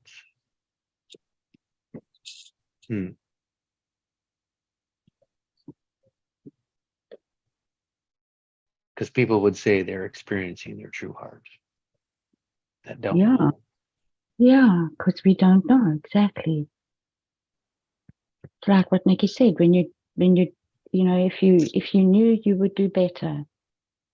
It's when you don't know that you can't do better.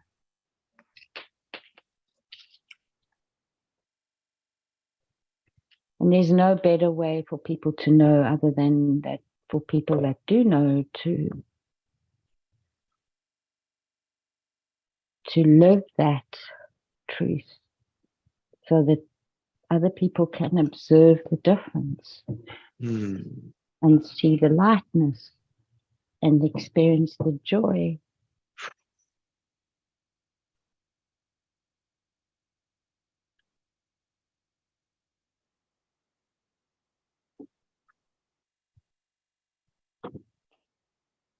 The greatest gift we could ever give anybody, and it's the greatest honoring that we could ever give of the gift of life.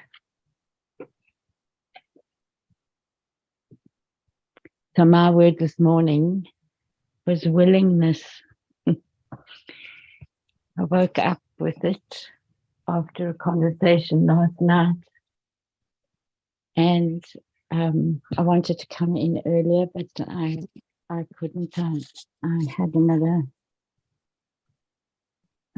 situation that needed my attention, and when I woke up, I thought, okay, now I'm going to bring more awareness to the willingness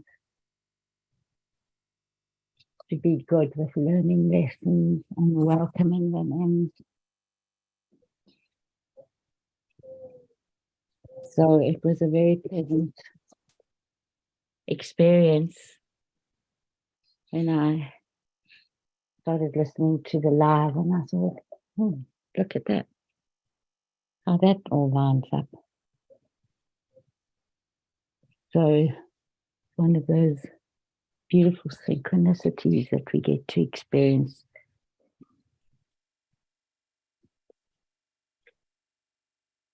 There's something so comforting about that.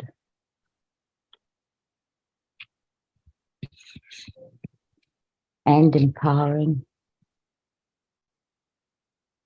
those synchronicities.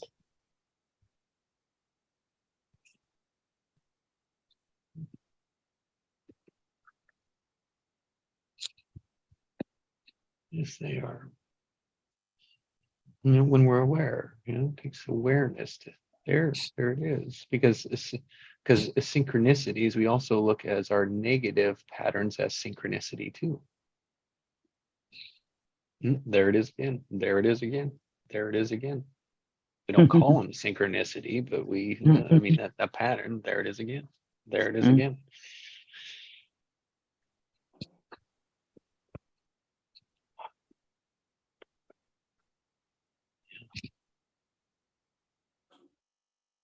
It's like love. It's like love we think was yesterday. I had it yesterday, so let's go there yesterday.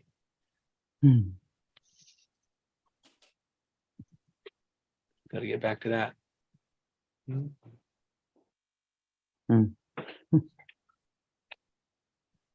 That's been a very big pattern of mine.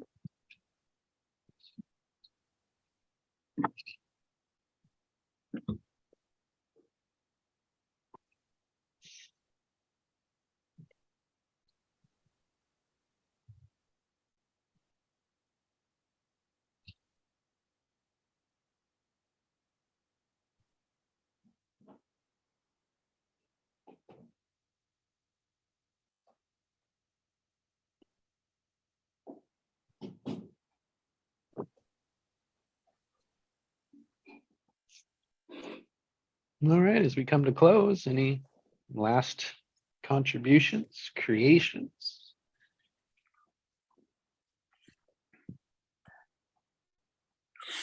Oh, I've got these. I'm sorry? I've got a contribution. It's not mine.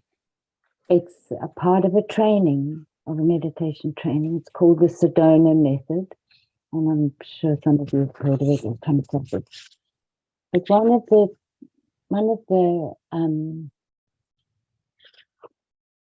I don't know what to call it, it's a process or one of the key points, that's how I would say it, in the method, is to remember to bow to the emotion. Yeah. Shoot. Yeah. Phew. I mean, the first time that I heard that, I had this waterfall of tears. And it goes to Rumi's poem, which I'm sure most of you know and have heard about. It's about life being like a guest house. Can I read it before we close? Yes, please. This being human is a guest house. Every morning, a new arrival, a joy, a depression, a meanness. Some momentary awareness comes as an unexpected visitor. Welcome and entertain them all, even if they are a crowd of sorrows who violently sweep through your house, emptying it of its furniture. Still, treat each guest honorably. He may be clearing you out for some new delight. The dark thought, the shame, the malice, meet them at the door, laughing, and invite them in.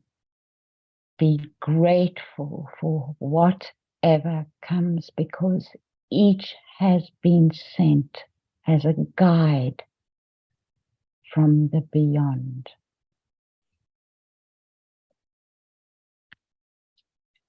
I haven't read that poem for quite a while. It is absolutely sublime.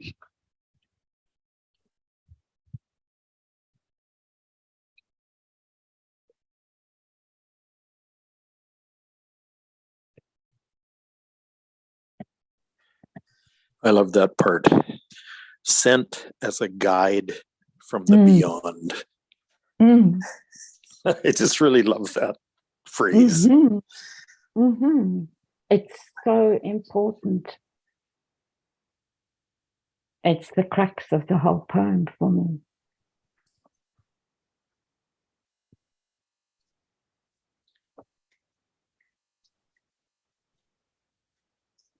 And when we're bowing, what are we doing? What's the bowing?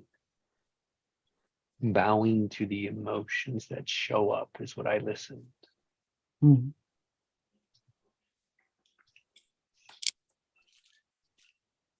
To me, that means honoring, Mm-hmm. allowing awareness of something to let it come through. Mm-hmm. The information, to allow the information through, take what we need with it and let the charge can be gone. That's right. Allow them If we to don't, clear.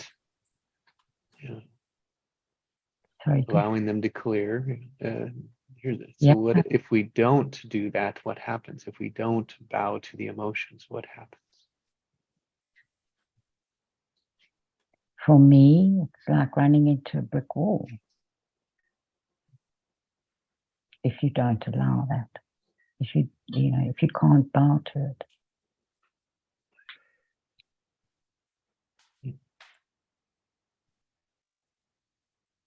it. What I say, it'll keep coming up then. Mm-hmm. Over and over and over again. Until you learn that lesson, then another lesson comes. Or another learn. But No, between- until you learn to respond correctly.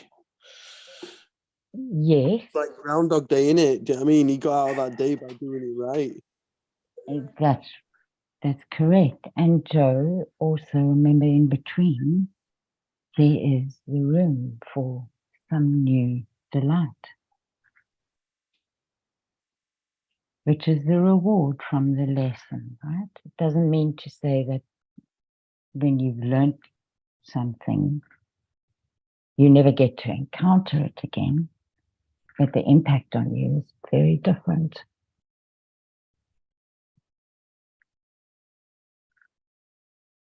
And because I've lived on this earth for probably 30 years more than what you have, I've been blessed enough to have some small experience in that and be able to stand testament to that and say to you that really is true. I'll make my age work for me at times.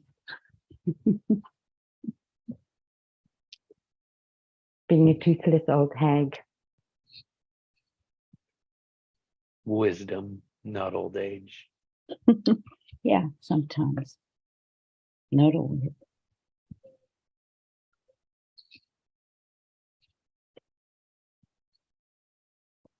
Thank you, Allison. Thank you, guys. Stepping into elderhood. Yes. There you go, Craig. Embrace and do it with pride. Welcome it. How lucky we are. Well, we've kind of earned it, haven't we?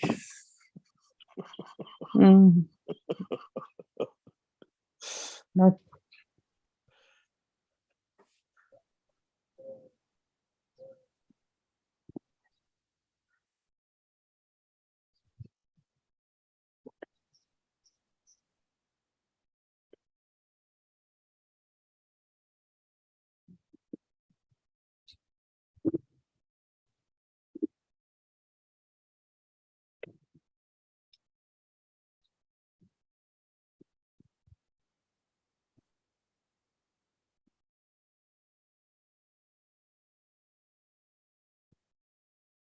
All right, guys. Well, thank you, everybody.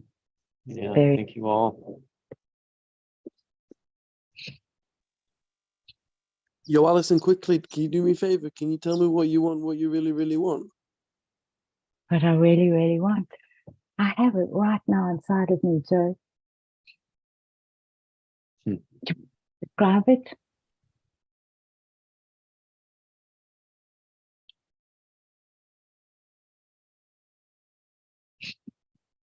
Do you want a description of it?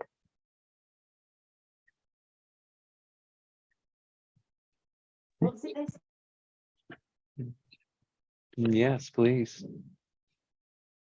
I'd like a demonstration of it. Yeah. I'm standing in my kitchen. It's gone freezing cold outside after a few warm days, and there are snowflakes dancing around. And I can feel them inside of my chest, bubbling out through the throat chakra. And I can feel in the middle of my head, this continued experience of delight and awe and gratitude. Gratitude that I'm in a warm house, that I'm in this house, that I've got beautiful windows to see out of, that I've got trees, loads and loads of beautiful trees all around. And then I look at the trees and I see their trunks and their branches and then in their nakedness, and I can feel that right in my midline, and I can feel the roots going out of the soles of my feet. And I am planted, and I have this wide open space, and I have the strength to stand in the winter and wait for the spring, and then be able to feed the birds again and house whatever birds and critters and furry things need homes in me.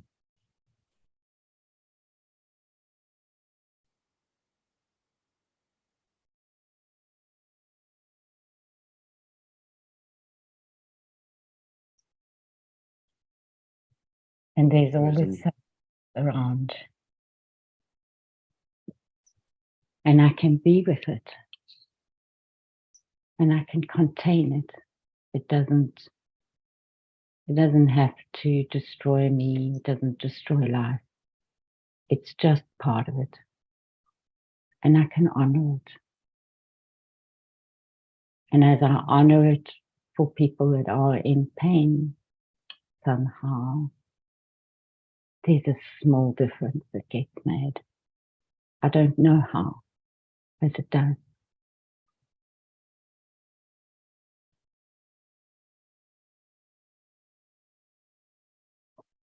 So that's my experience.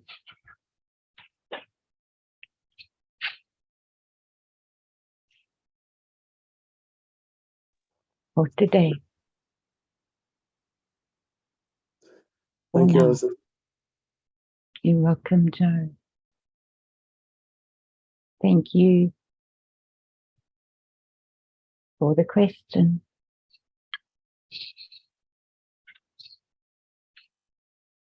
You got this, warrior. You go have a beautiful day, all right? That goes to all of you guys.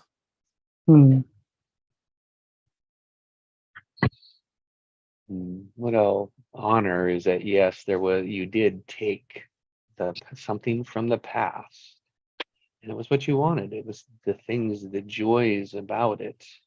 You took it. You didn't focus on it. You took them and laid it out into the future. That is creation. You didn't take a problem. You didn't take something you didn't like and put it in the focus. You took what you loved and said, I can't wait for this. And that is going to be a completely new experience in your past one when it arrives. And you'll notice it. You'll get to it and be like, I remember when I created this, that day. And that is when the invisible becomes visible. And there's nothing more gratifying than that.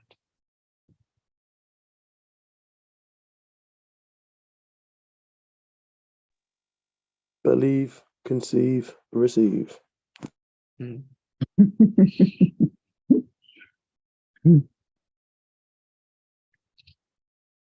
That's a real gift, Jeffy. Thank you.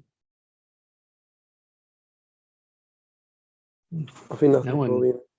That was Joe. Believe, conceive, receive. I love that. Thanks, Joe. Yeah, it's Napoleon Hill. He was quite a remarkable human being.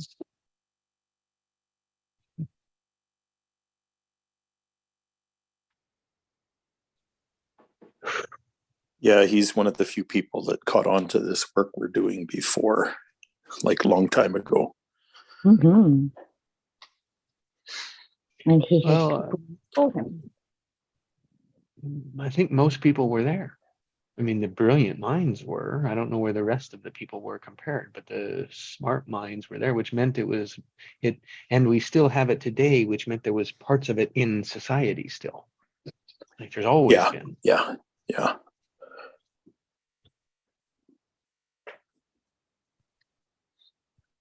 I think we're trying to get to a place where that is all out. You'll never get there. I just won't allow it because it's the structure that we think to replace it is false. Meaning the problem structure is false compared to the creative structure. Because in reality, we are creating the problem rather than creating what you want. So it's all creation. And what are we creating? It ain't a damn thing. It's an emotion. And if the emotions run your life by reacting, you cannot allow to receive the information those emotions are trying to tell you. We think we do when we respond to them, so we'll say what's there. But that's just the charge. That's just the reaction. It's not the choice. Because afterwards, when we sit back and look at that, it's like, was that my choice? Is that really what I wanted? And yes, it still is. Like, we have to get it off our chest. We have to get it out. We have to hear it out there so that we can let it go.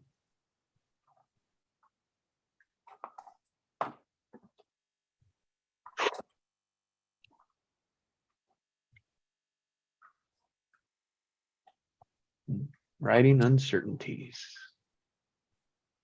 My choices. I can stand in them for however long I need while writing uncertainty.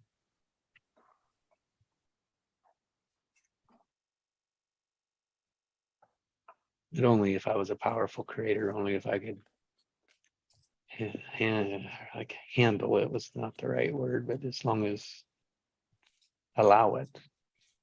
We digest it, right?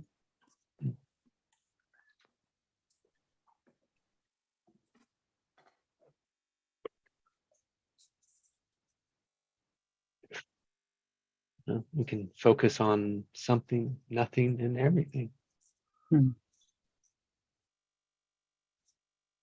And as Nikki opened the lesson, it wasn't as she said it great, but it was the everything comes from the nothing.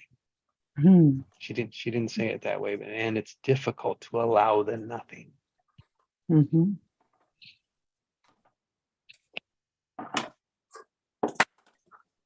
Her focus was grand. I'm still just trying to get around it.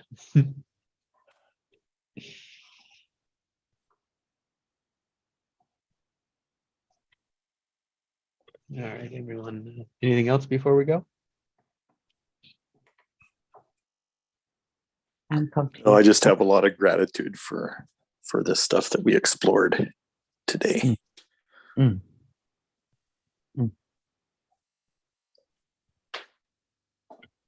Yeah, we created a lot of ground. Yep. All right, guys. Well, thank Out you. of nothing again. Out of nothing. There's Pascal. Hey, Pascal. Yep. Yeah, you guys feel my heart again. So beautiful. Yeah. I'm loving your heart today, big guy. Yeah, I'll keep practicing it. Yeah, please do, because we all benefit. We'll get some good insight, good wisdom from all of you. Yeah, I choose love because I know I haven't learned it all. Yeah, so do I. So do I. I sure do. And therefore my willingness to learn lessons.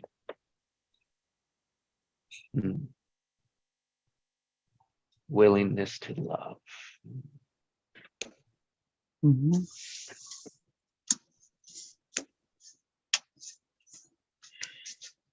All right, I'm taking that gift with me.